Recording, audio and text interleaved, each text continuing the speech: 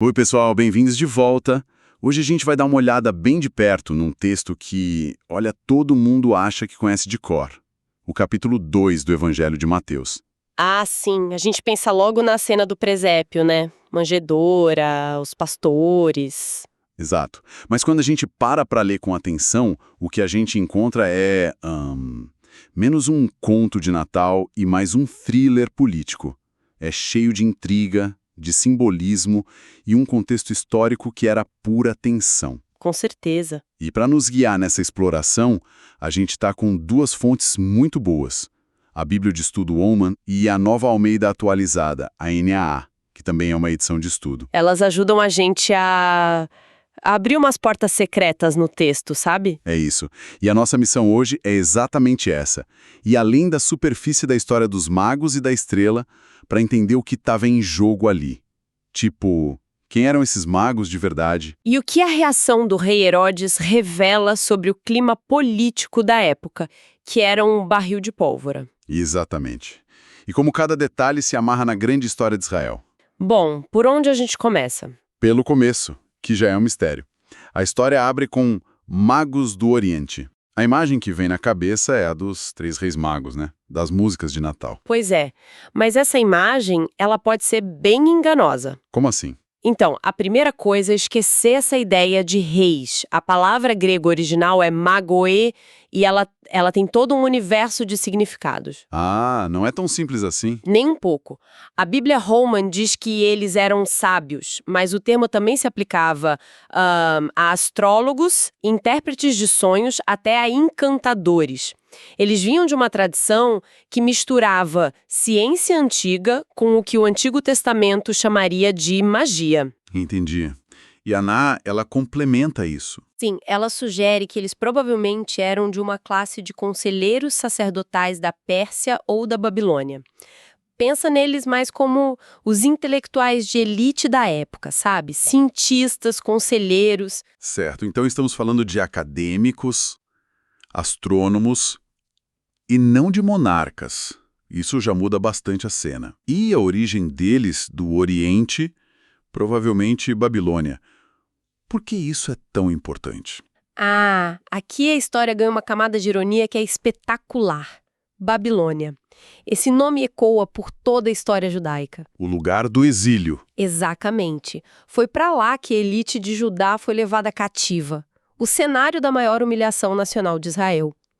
E agora, séculos depois, de onde vêm os primeiros a procurar pelo novo rei dos judeus? Não de Jerusalém. Não do templo. Vem da Babilônia. É uma reviravolta poética incrível que o Mateus está construindo. É como se a redenção começasse a surgir do lugar da ferida. É isso. E não é por acaso. Durante o exílio, esses sábios babilônios tiveram contato direto com as escrituras hebraicas. Eles conheceram as profecias. E tinha alguma específica que eles estavam de olho? Tinha. Uma em particular do livro de Números, capítulo 24, que fala de uma estrela que procederá de Jacó. Eles estavam esperando por um sinal. Então a jornada deles, que a NASA calcula que poderia ter quase 1.300 quilômetros, Uau! não foi um palpite, foi uma expedição científica e teológica baseada em pesquisa. Ok. Então, esses estudiosos veem um sinal no céu que bate com as profecias. Mas a estrela, o jeito que o texto descreve o comportamento dela é muito estranho. Muito. Ela ia adiante deles, guiava o caminho e no final parou sobre onde estava o menino. Isso não é o comportamento de um corpo celeste normal. Uma estrela não para em cima de uma casa. Não mesmo. E é aqui que as fontes nos convidam a pensar fora da caixa da astronomia. A Holman, por exemplo, sugere que talvez a gente nem devesse pensar num cometa ou numa conjunção de planetas. E o que seria então? A estrela poderia ser uma manifestação divina única, o que na teologia se chama de glória Shekinah, sabe? A presença visível de Deus em forma de luz. Talvez até um anjo. Ah, entendi. O ponto-chave é o movimento inteligente. Exato. Uma estrela comum não te leva primeiro a uma cidade e depois aponta uma casa específica. A Ná reforça essa ideia, dizendo que o comportamento descrito praticamente descarta uma explicação puramente natural. O que Mateus está dizendo, então, é que o próprio céu estava se movendo de forma sobrenatural para apontar para esse nascimento. É uma intervenção direta, um sinal milagroso para guiar homens que estudavam os sinais naturais. E essa intervenção os leva direto para o epicentro do perigo, Jerusalém. E eles chegam lá e perguntam na lata: onde está o recém-nascido rei dos judeus? É de uma coragem ou de uma ingenuidade absurda. Quer dizer, um grupo de estrangeiros chega na capital e basicamente anuncia, na cara do rei mais paranoico da história, que o substituto dele acabou de nascer. É uma bomba política. E para entender o tamanho da explosão, a gente precisa saber quem estava sentado no trono. Herodes o Grande. Fala um pouco dele. A Aini traça um perfil dele que é fascinante e aterrorizante. Primeiro, Herodes não era judeu de nascimento, era idumeu. Ele só era rei porque Roma o colocou lá. Um governante fantoche. Exato, e ele sabia disso. Por um lado, um construtor genial. A reforma do templo, fortalezas como Massada, tudo obra dele. Mas por outro, um monstro de crueldade. Ele era movido por uma paranoia doentia de perder o poder. E 3 dos seus próprios filhos porque achava que eles estavam conspirando contra ele. Caramba, então esse é o homem que ouve a pergunta dos magos. O texto diz que ele ficou perturbado e com ele toda Jerusalém. Dá pra imaginar o porquê. A cidade inteira sabia do que ele era capaz. Um sussurro sobre um novo rei era uma sentença de morte em potencial para muita gente. E a reação dele é muito calculista, né? Ele não explode de raiva ali na hora. Não, ele age com astúcia. Mostra por que ele ficou tanto tempo no poder. A primeira jogada dele é chamar os seus próprios especialistas. Ele convoca os principais sacerdotes e os escribas. Ele usa o aparato religioso do povo que ele governa como uma ferramenta de inteligência. Perfeitamente, é uma jogada de mestre. Ele pergunta onde as profecias dizem que o Messias vai nascer e eles, sem saber que estão cavando uma cova, respondem na lata citando Miqueias, em Belém, da Judéia. E com essa informação ele monta a armadilha. Exato. Ele chama os magos para uma reunião secreta, descobre com eles a data em que a estrela apareceu e essa informação vai ser crucial. E os envia a Belém com uma ordem dissimulada. Vão, encontrem o menino e quando acharem, me avisem para que eu também possa ir adorá-lo. Um plano sinistro. Mas os magos seguem a estrela e o encontram. E os presentes, ouro, incenso e mirra. Eles são bem simbólicos, né? Muito. A tradição cristã sempre viu um significado profundo. Ouro, um presente para um rei. Incenso, usado nos templos, um presente para uma divindade. E a mirra? A mirra. Essa é a mais intrigante.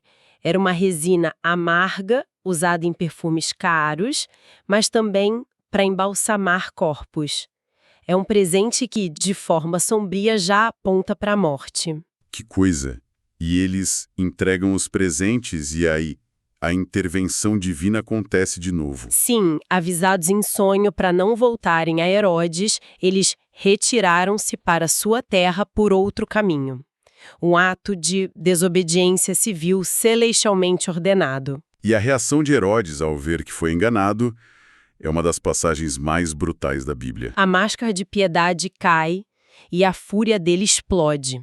Ele manda matar todos os meninos de Belém e dos arredores de 2 anos para baixo. E a idade de 2 anos veio da informação dos magos sobre quando a estrela apareceu? Exatamente. Foi um cálculo mortal para garantir que o rival fosse eliminado. É uma imagem horrível, mas as fontes trazem um contexto que torna isso ainda mais plausível, de um jeito meio macabro. É. Aná nos lembra que Belém era uma vila minúscula na época, talvez com uns 1.000 habitantes. Um massacre desses, embora monstruoso, teria vitimado algo entre 20 e 30 crianças. Isso ajuda a explicar por que um historiador como Flávio Joséfo, que escreveu muito sobre as atrocidades de Herodes, não menciona esse episódio. No currículo de crueldade dele, infelizmente, o massacre de algumas dezenas de bebês numa aldeia remota era considerado um evento menor. Que pensamento terrível! Para Herodes era só mais um dia de trabalho. E enquanto isso, José, Maria e Jesus já estavam longe. Um sonho o avisa: fuja para o Egito. E é aqui que Mateus começa a agir como um maestro, conectando cada evento a uma profecia. Sim, ele faz isso o tempo todo no capítulo. Para cada passo, ele diz: isso aconteceu para que se cumprisse. A fuga para o Egito, ele conecta com uma frase de Oséias: do Egito chamei o meu filho. Que originalmente era sobre Israel, o povo, saindo do Egito no Êxodo, certo? Exato. Ao aplicar a frase a Jesus, Mateus está dizendo algo ousado. A história de Jesus é um replay da história de Israel. Ele é o verdadeiro filho, o verdadeiro Israel. E o massacre das crianças. Ele conecta a uma imagem poética e muito dolorosa do profeta Jeremias, sobre Raquel chorando por seus filhos. O túmulo de Raquel, uma das matriarcas, ficava perto de Belém. Então Mateus usa essa imagem de uma mãe ancestral chorando para dar profundidade histórica à dor daquelas mães. A família fica no Egito até a morte de Herodes. E, de novo, um sonho avisa José que é seguro voltar. Mas o perigo não passou completamente, né? Não.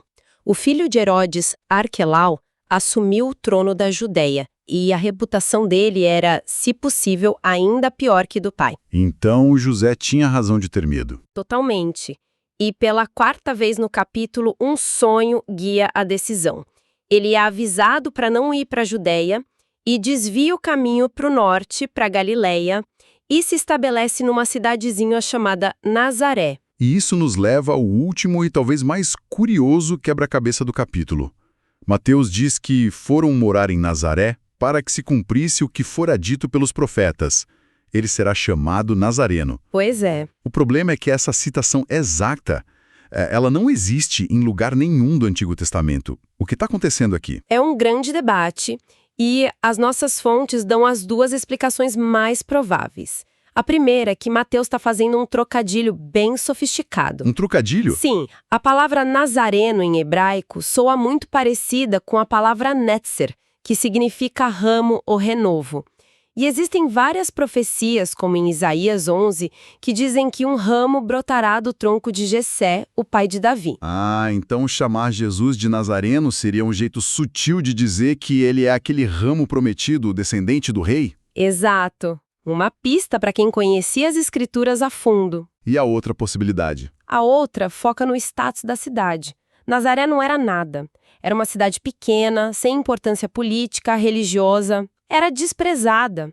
Ser chamado de nazareno era quase um xingamento, tipo caipira, João Ninguém. E isso se conecta com alguma profecia? Sim, se alinha com as profecias, especialmente em Isaías, que descrevem o Messias como alguém que seria desprezado e rejeitado.